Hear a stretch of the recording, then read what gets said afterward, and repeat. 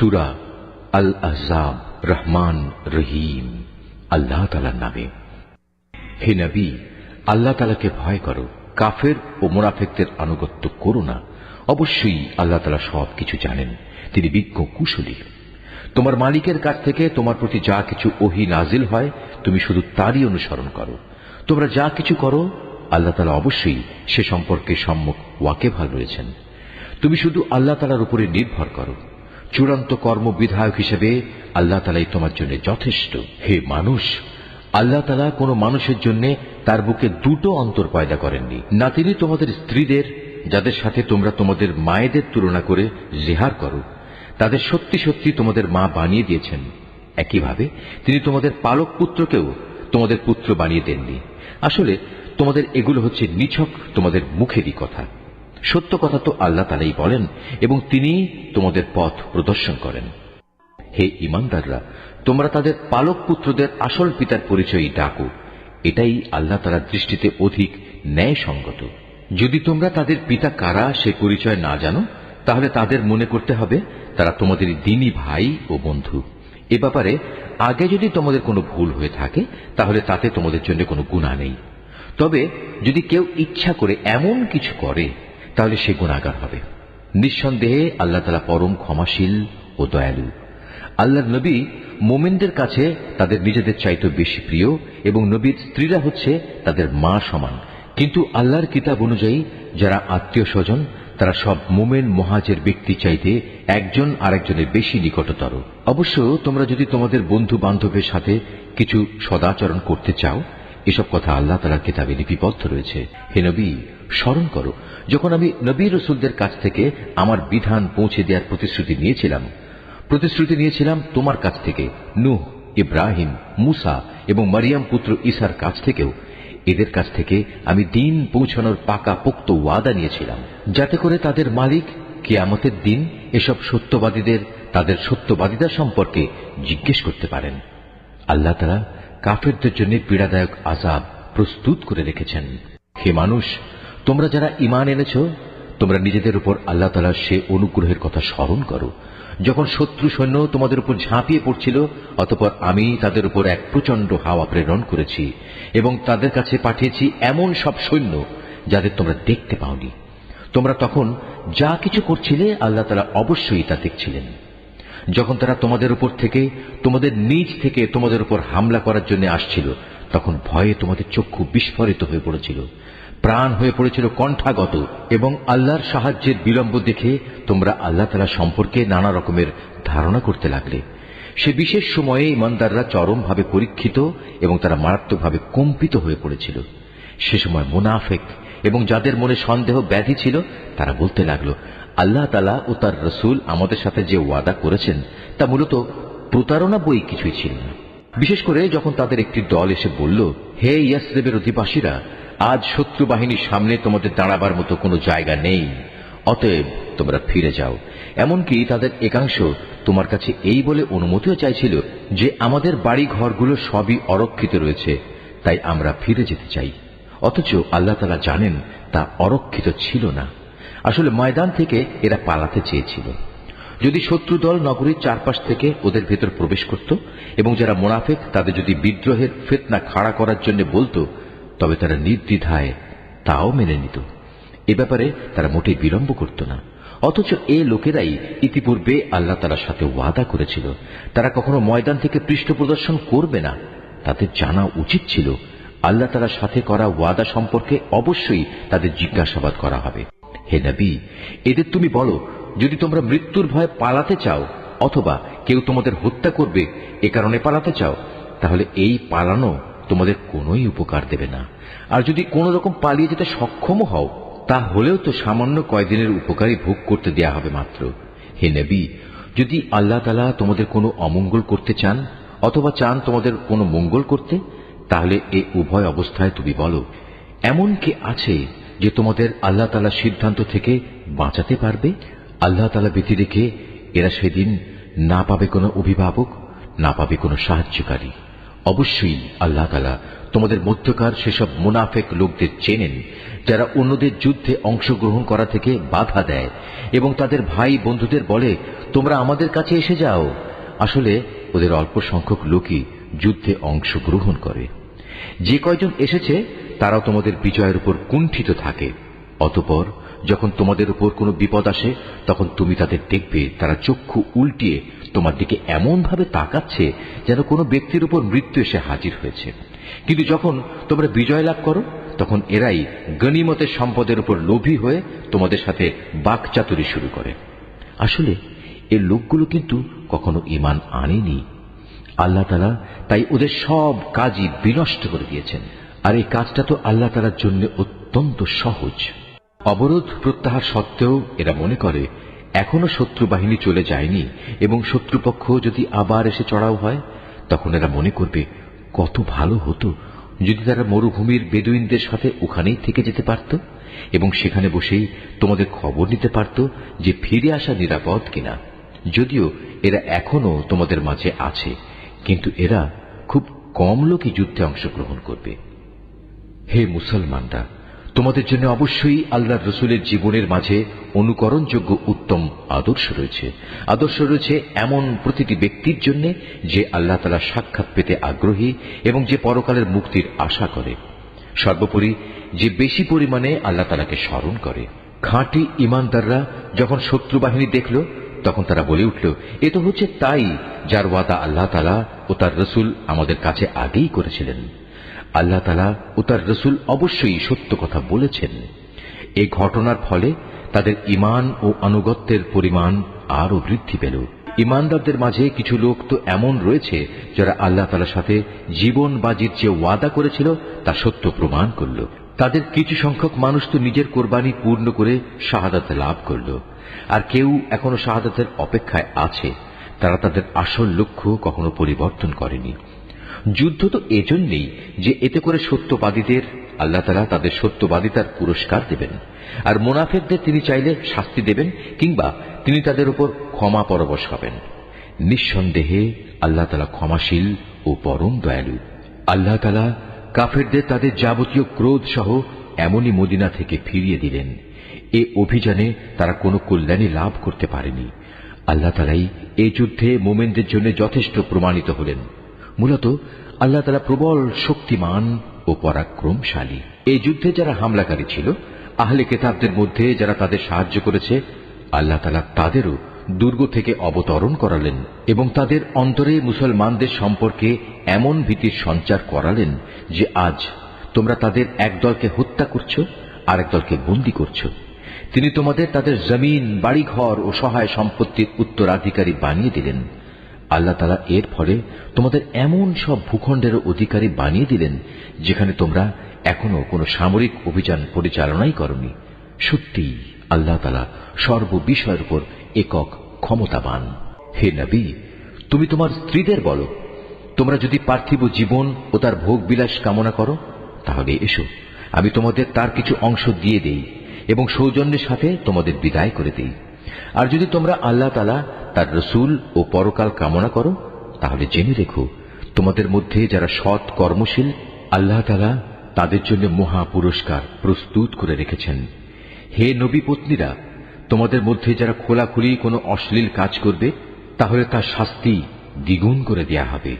আর এই কাজ আল্লাহ তাআলার জন্য অত্যন্ত সহজ। তোমাদের মধ্যে যারা আল্লাহ তাআলা ও তার রসুলের আনুগত্য করবে, এর সাথে সে নেক কাজও করবে, আমি তাকে দুবার তার কাজের পুরস্কার দান করব। আমি পরকালে তার জন্য সম্মানজনক রিজিক প্রস্তুত করে রেখেছি। হে নবী পত্নীরা, তোমরা অন্য নারীদের মতো সাধারণ নারী নও। যদি তোমরা সত্যিই আল্লাহ তাআলাকে ভয় করো, তাহলে অন্য পুরুষদের সাথে কথা বলার সময় কোমলতা অবলম্বন করো না। যদি এমন করো, তাহলে যার অন্তরে কোনো ব্যাধি আছে সে তোমার ব্যাপারে প্রলুব্ধ হয়ে পড়বে।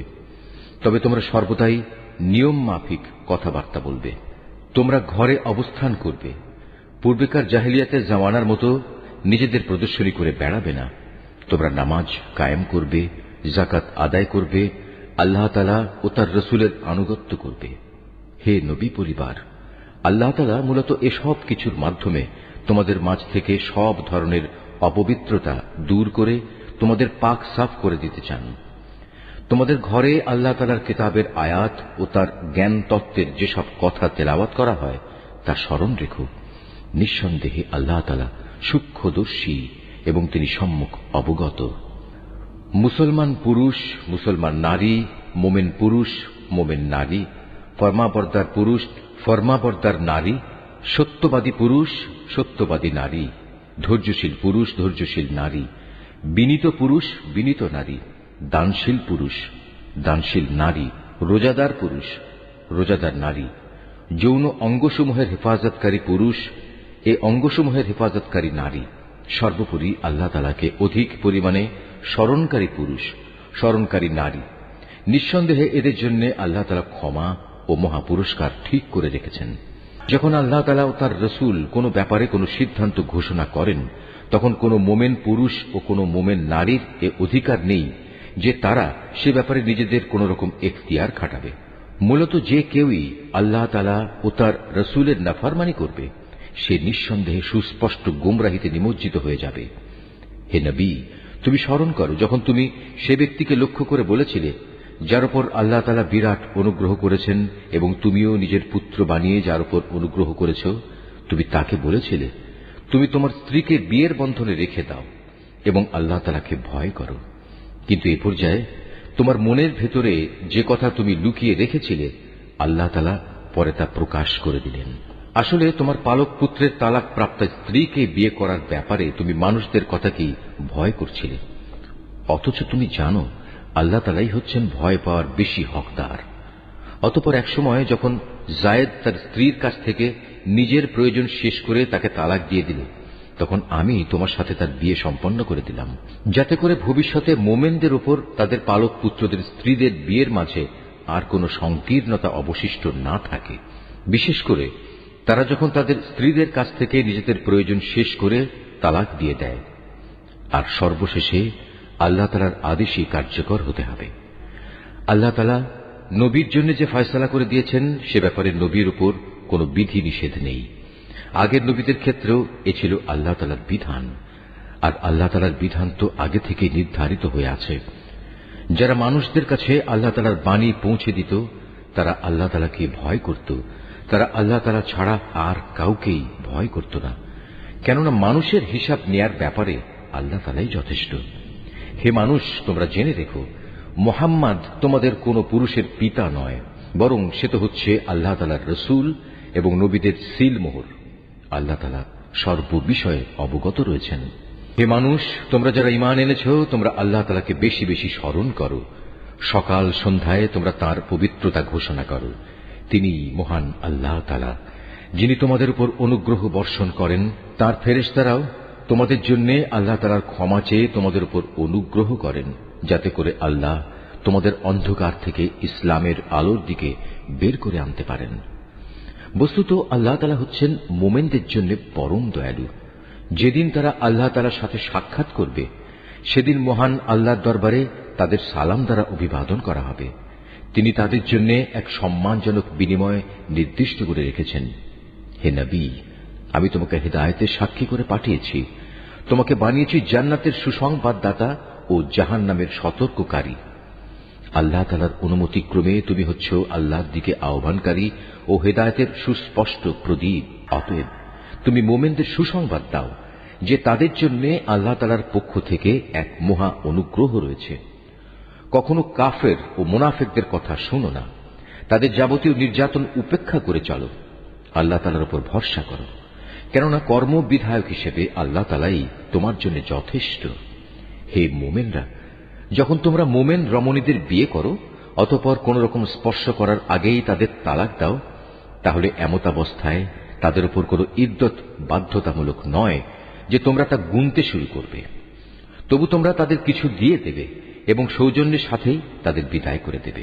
হে নবী, আমি তোমার জন্য সেসব স্ত্রীদের হালাল করেছি যাদের তুমি যথার্থ মোহর আদায় করে দিয়েছ। সেসব মহিলাও তোমার জন্য আমি হালাল করেছি যারা তোমার অধিকারভুক্ত, যাদের আল্লাহ তাআলা তোমাকে দান করেছেন।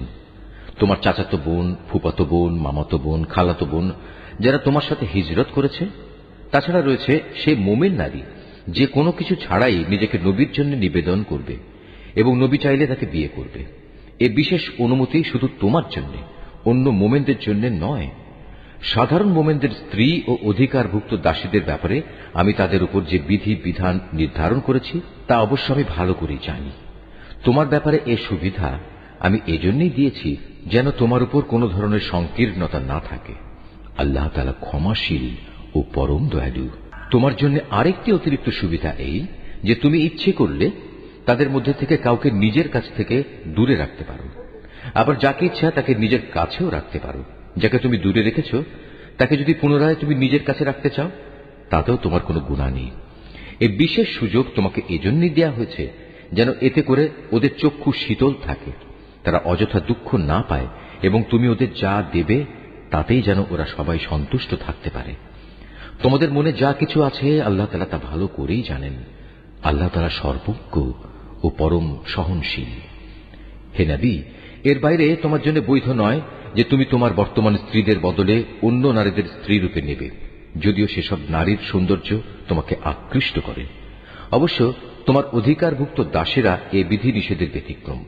স্মরণ রাখবে, আল্লাহ তাআলা সব কিছুর উপর তীক্ষ্ণ দৃষ্টি রাখেন। হে মানুষ, তোমরা যারা ঈমান এনেছ, তোমরা নবীর ঘরে প্রবেশ করো না।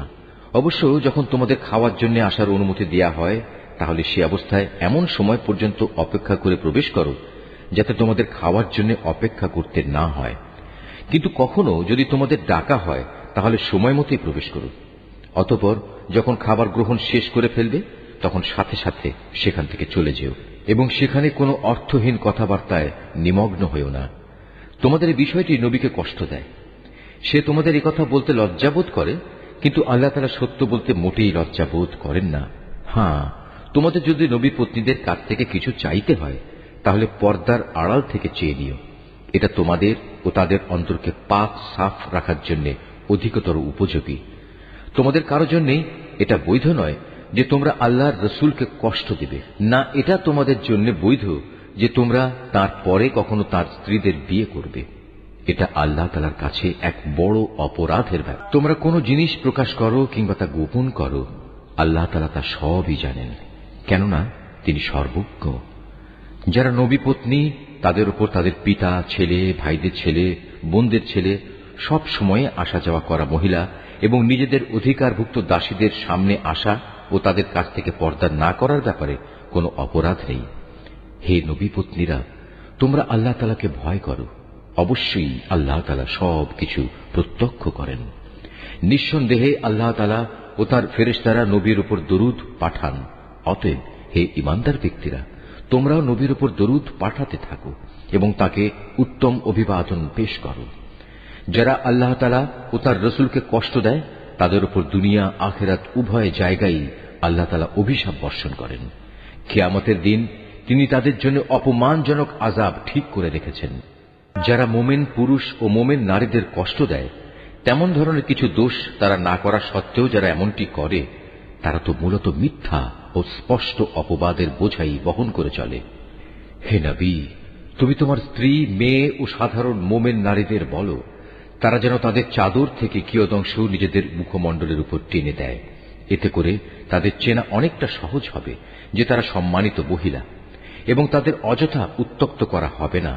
তারপরেও যদি কোনো ভুল ত্রুটি হয়ে যায় তাহলে জেনে রেখো, আল্লাহ তাআলা ক্ষমাশীল ও পরম দয়ালু। মুনাফিক দল, তাদের সাথে যাদের অন্তরে কুফরির ব্যাধি রয়েছে ও যারা নগরে বন্দরে তোমার বিরুদ্ধে গুজব রটনা করে বেড়ায়, তারা যদি তাদের নোংরা কার্যকলাপ থেকে বিরত না হয় তাহলে হে নবী, আমি নিশ্চয়ই তোমাকে তাদের উপর প্রবল করে বসিয়ে দেব। অতঃপর এরা সেখানে তোমার প্রতিবেশী হিসেবে সামান্য সংখ্যক ব্যক্তি থাকতে পারবে। এরপরেও এখানে যারা থেকে যাবে তারা থাকবে অভিশপ্ত হয়ে। অতঃপর তাদের যেখানেই পাওয়া যাবে পাকড়াও করা হবে এবং বিশ্বাসঘাতকতার জন্য তাদের মৃত্যুদণ্ডে দণ্ডিত করা হবে। তোমার আগে বিদ্রোহী হিসেবে যারা অতিবাহিত হয়ে গেছে তাদের ব্যাপারেও এ ছিল আল্লাহ তাআলার নীতি। আল্লাহ তাআলার এই নিয়মে তুমি কখনো কোনো ব্যতিক্রম দেখবে না। মানুষ তোমাকে কিয়ামত সম্পর্কে জিজ্ঞেস করবে, তুমি তাদের বলো তার জ্ঞান তো একমাত্র আল্লাহ তাআলার কাছেই রয়েছে। হে নবী, তুমি এই বিষয়টি কি করে জানবে? সম্ভবত কিয়ামত একান্ত নিকটেই এসে গেছে। তবে কিয়ামত যখনই আসুক, আল্লাহ তাআলা কাফেরদের উপর আগেই অভিশাপ দিয়েছেন এবং তাদের শাস্তির জন্য প্রজ্বলিত আগুনের শিখাও প্রস্তুত করে রেখেছেন। সেখানে তারা চিরদিন থাকবে। সেখান থেকে বেরিয়ে আসার ব্যাপারে তারা কোনো রকম অভিভাবক ও সাহায্যকারী পাবে না।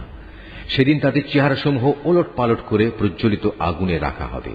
সেদিন তারা আফসোস করে বলবে, হায়, কত ভালো হতো যদি আমরা আল্লাহ তাআলা ও রাসূলের আনুগত্য করে আসতাম। তারা সেদিন আরো বলবে, হে আমাদের মালিক, দুনিয়ার জীবনে আমরা আমাদের নেতা ও বড়দের কথাই মেনে চলেছি, তারাই আমাদের তোমার পথ থেকে গোমরাহ করেছে।